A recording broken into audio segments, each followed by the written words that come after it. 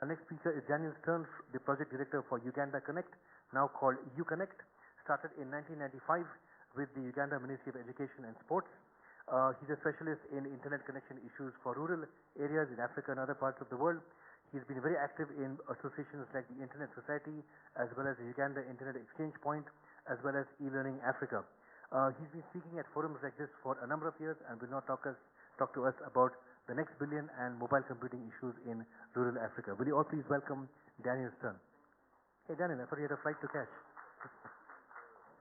After that, we will switch to the other speaker, George Finger, ICT specialist from the Development Bank of South Africa.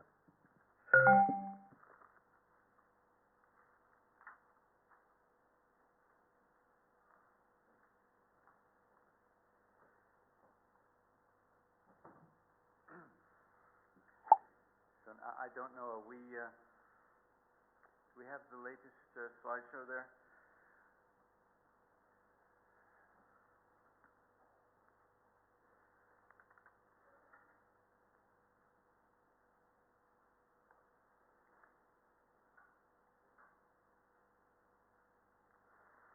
Let me just go ahead and give you a brief introduction.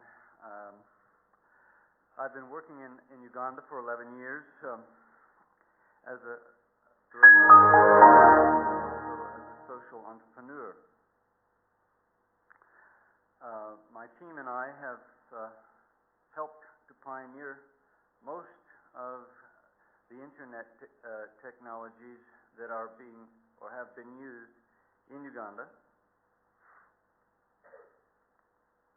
Our NGO, UConnect, works with 8 agencies, government, regulatory authority, telecommunications companies, and the ISPs to promote ICT for development, especially in the area of education. Our UConnect Schools project has supplied over 300 schools around the country with refurbished computers. If you visit our website, uconnect.org, you'll see a map of Uganda that shows locations of many of the schools. So shall I go ahead and...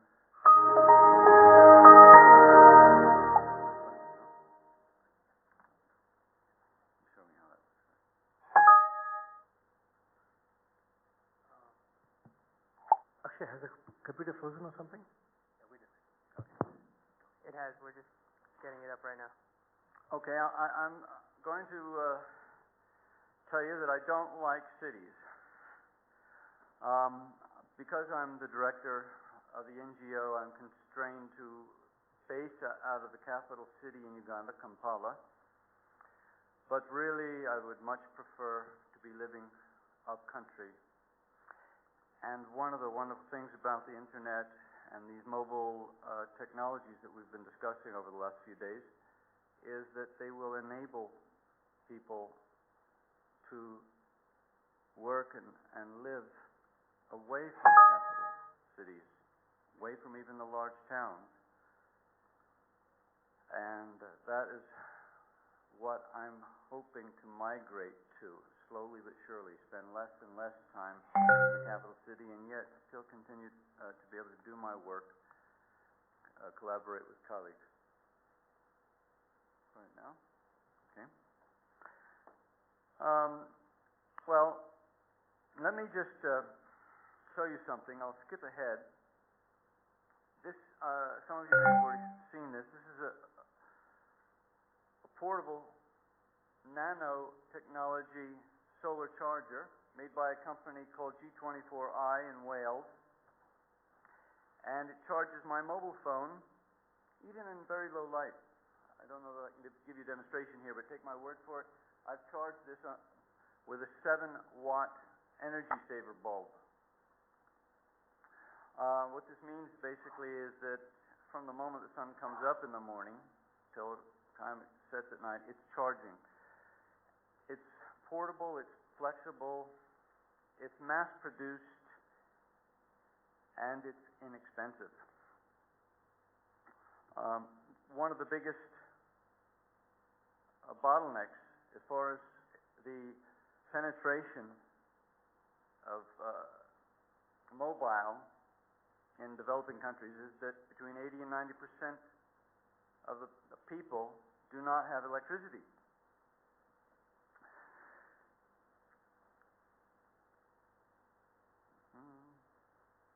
So, all right. So this is my overview slide. The point I was just making, the exodus. Well, up until now, we've had people having to leave their lovely rural home and go to the city. Derek Keith was saying how he had to travel so far because he couldn't have access to the books.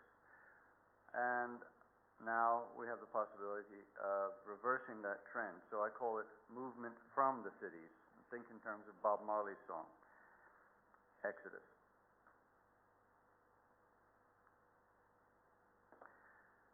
This is a shot of our NGO's technical director on the roof of a building out near Bwindi in the southwest of Uganda, where you have the famous mountain gorillas on the border of Congo, putting up the traditional silicon solar panel. And this was an early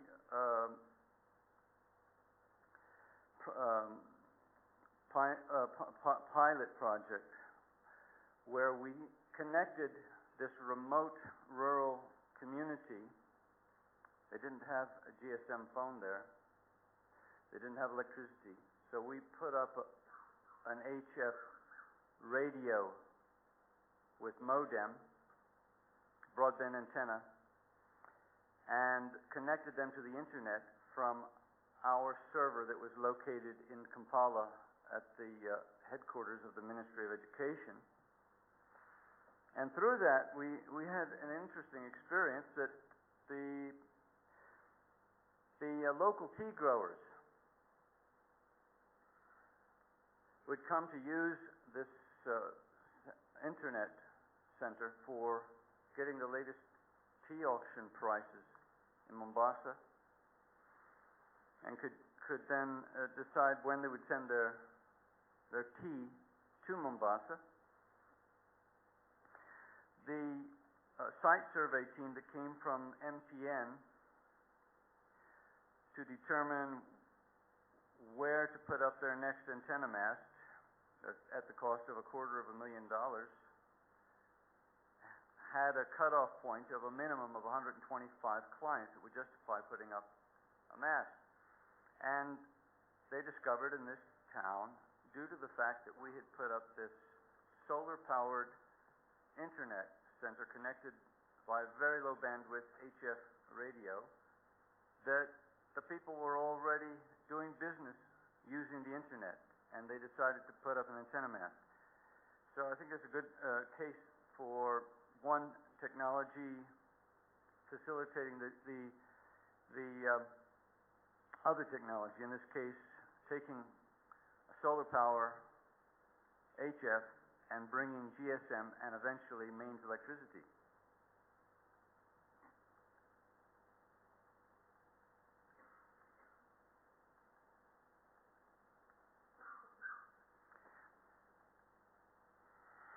I took this photo of, these are mothers in Ishaka in western Uganda building a village school. And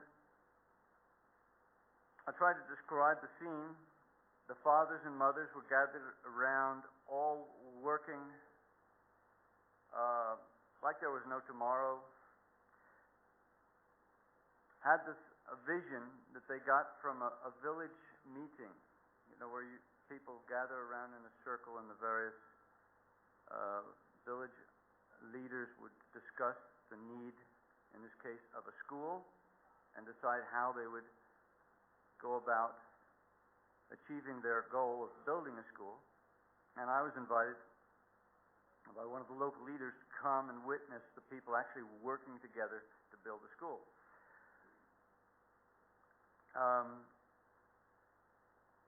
These women are laughing and singing and swinging their hoes, pickaxes. One woman you can see on the left has a baby tied to her back.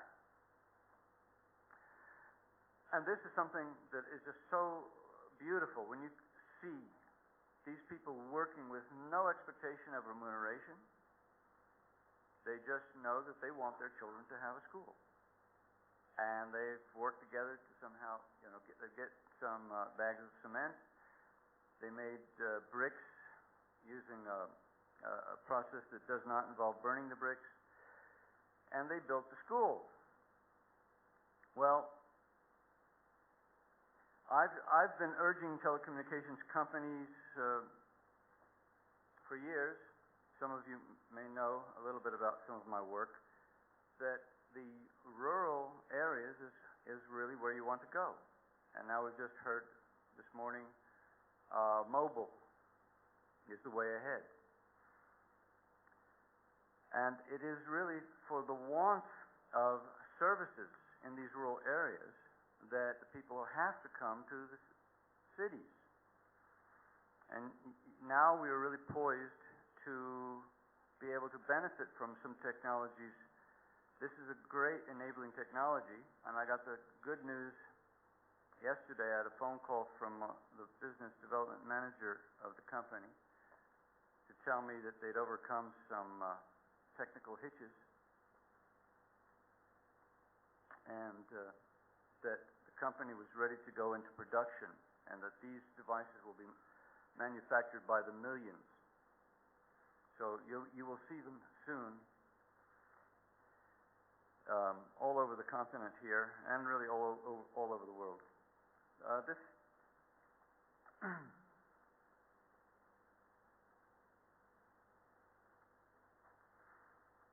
This is a photo of our demonstration truck that our NGO uses.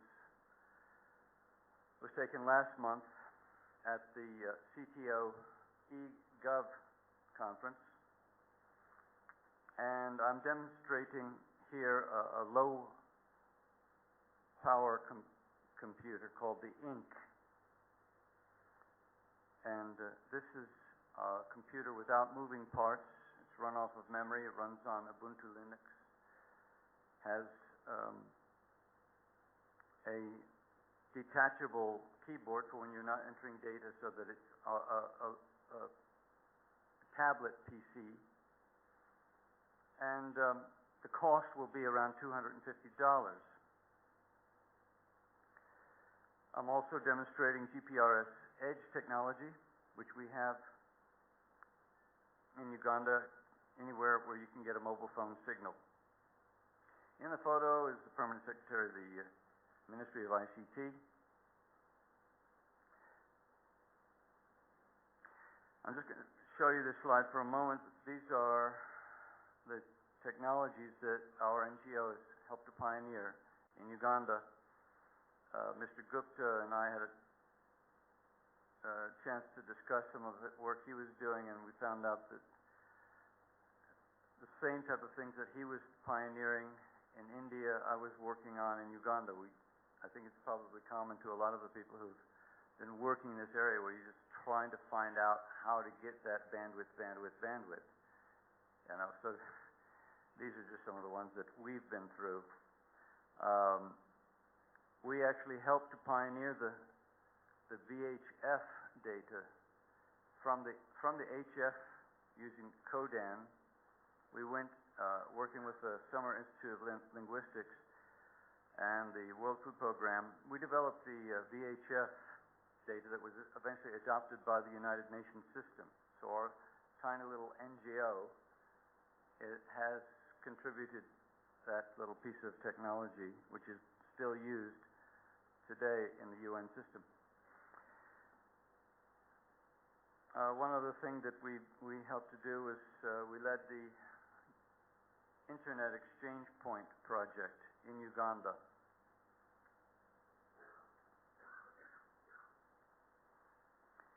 So as I was saying, the GPRS is now available. I know that someone in the room here is connected to GPRS.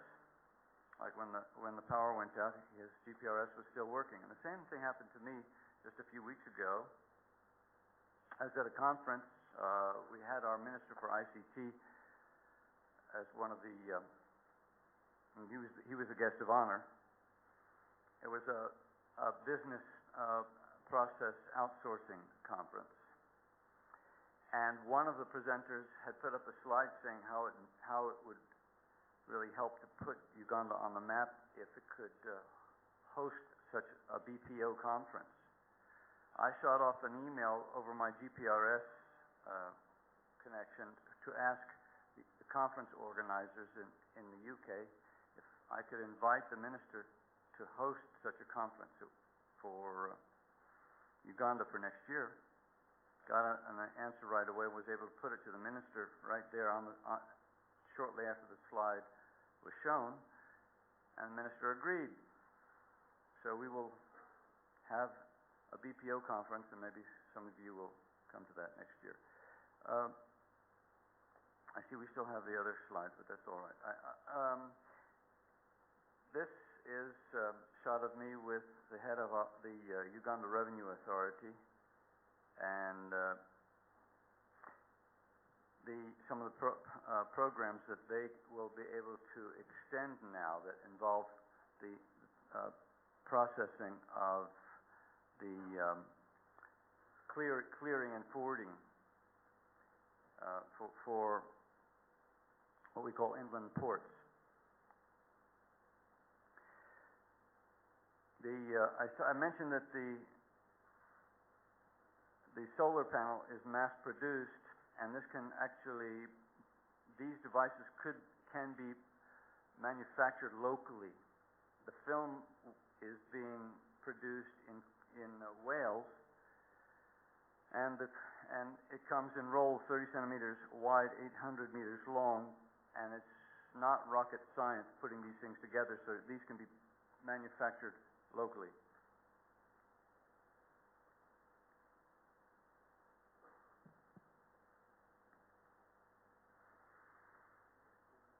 Thank you.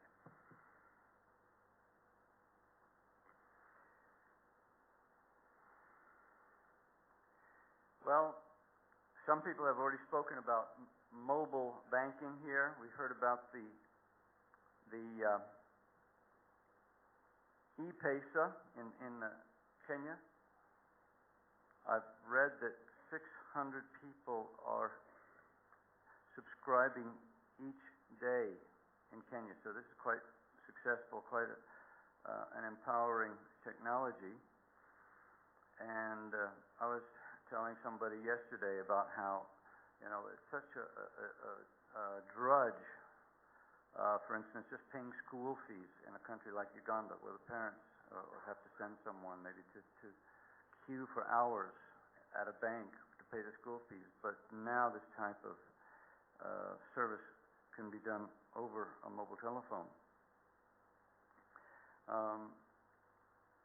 There's also e-learning, of course, distance diagnosis, and I'm working with some people in Uganda who are pioneering some of these technologies that can be done over minimal bandwidth using something like Skype, Moodle,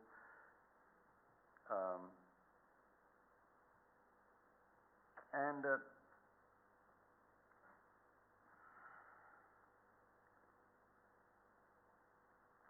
in conclusion, I would say that these inexpensive mobile services enabled by these inexpensive portable chargers is going to allow a much higher penetration in the rural areas, and I think it could happen much sooner than we might expect. I read that the number of mobile phones that had been predicted to go from 2 billion to 3 billion was accomplished in 2007 instead of 2010. So I'm really hoping that with concerted effort by the mobile telephone operators, government regulatory authorities, manufacturers, that we can achieve a much higher penetration of these services very soon. And it will take vision to meet the urgent need for mobile services in areas previously thought to be commercially unviable. But as Mr. Gupta mentioned in his presentation, you look to serve the need of the people, and your revenue streams will follow. You have to have faith to know that not taking risks is a great risk itself. And you must take initiative. Someone has to take the first step in the right direction, a step that no one has yet taken. And it also takes courage, the guts to persist until the emerging rural markets are on their feet, and then you'll see your revenue streams appearing. This is a photograph of me visiting upcountry weekend just 10 days ago with a bush doctor. I'm sitting having tea and ground nuts in a mud hut, and I have, if you look on the left side of the picture, I've got my GPRS internet, and that is really where I would prefer to be. I wish you well. Thank you. Thanks, General. I don't want to hold you from a flight. Have a safe flight. And